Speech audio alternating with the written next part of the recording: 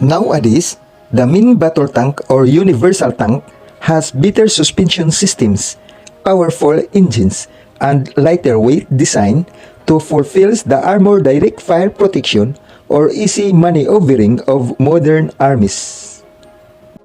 Some main battle tank is self-propelled, armored fighting vehicle with high level of self-protection that relied on steel armor to defend any threats.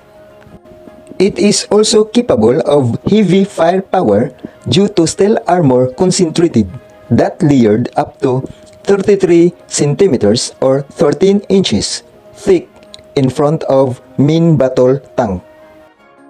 This main battle tank is equipped with 100 to 125 millimeters caliber as main tank gun and machine guns with sophisticated computerized fire control system including range finder. It is constructed with stealth technology materials to decrease the chances of being detected by enemy radar.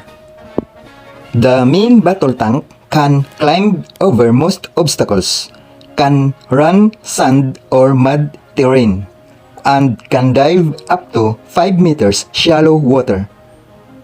These main battle tank have extreme weight of 40 to 70 tons that can limit their speed, on which can run only a maximum speed of 65 kilometers per hour to 72 kilometers per hour, even it is equipped with 1,200 to 1,500 horsepower engine.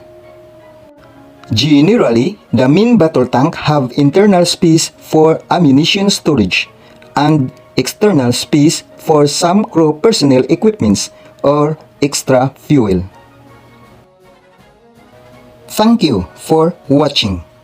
Please subscribe, like, share, and follow to my channel.